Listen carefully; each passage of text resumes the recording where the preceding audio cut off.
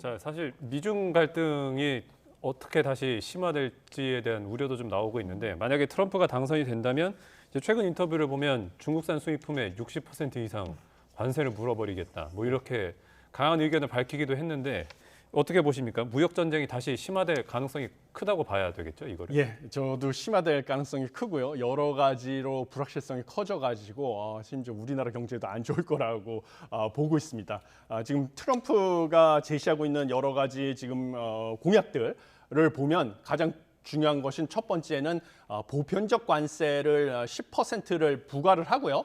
특히 미국에 대해서 많은 무역 수지 흑자를 달성하고 있는 중국에 대해서는 뭐 60% 가까이 관세를 부과하겠다라는 정책이 있습니다. 근데 지금 현재 미국이 평균적으로 관세를 부과하는 관세율이 3%거든요. 예. 근데 이것을 10% 수준으로 끌어올리는 거 또 엄청난 수준인데 3배가 넘네요. 예, 그렇죠. 근데 중국에다가는 또 60% 가까이 물리겠다라고 하는 것은요. 첫 번째는 중국으로부터 들어오는 수입품의 가격, 미국 국내 가격이 60% 가까이 일단 상승한다는 거죠. 그 관세만 놓고 보면 60% 이상 상승한다는 거니까 미국 내에서의 물가 상승률이 올라가는 거죠. 그러니까 지금 미국도 인플레이션이 진정되는 추세를 보이고 있고요. 인플레이션이 하락을 하게 되면 이제 미국의 기준금리도 인하가 될 것으로 예상이 되고 있는 상황이었는데요. 오히려 인플레이션율이 다시 뛸 수 있는 이런 상황이 지금 전망이 되고 있는 실정입니다. 그것뿐만 아니라 한국도 예외가 될 수가 없습니다. 지금 우리나라가 지금 대중 수출이 그동안에 부진해 왔기 때문에 대미 수출을 늘려가지고요.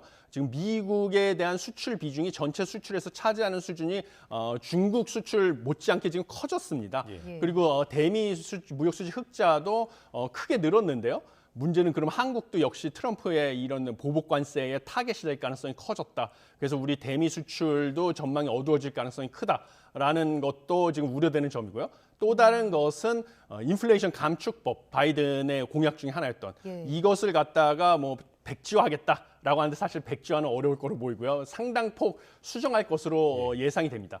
이것도 우리나라 기업들의 직접적인 타격을 줄 것으로 보입니다. 왜냐하면 우리나라가 바이든의 인플레이션 감축법 때문에요. 이것은 우리 기업들이 미국의 생산 공장을 건설을 하게 되면 대규모 보조금을 주겠다는 것을 제시했기 때문에 우리나라의 반도체, 배터리 기업들, 2차 전지 기업들이랑 자동차 기업들이 미국의 생산 공장을 이미 짓기 시작을 했습니다.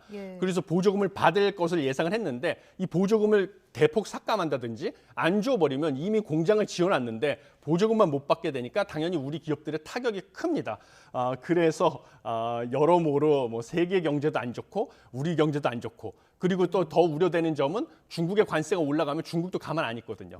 보복 관세를 부과할 수밖에 없는데 중국도 미국처럼 대규모 개방 경제이기 때문에 중국이 보복 관세를 부과하면 이것은 뭐 한국한테도 또 영향을 미칠 수밖에 없는 이런 것이 우려되는 상황입니다.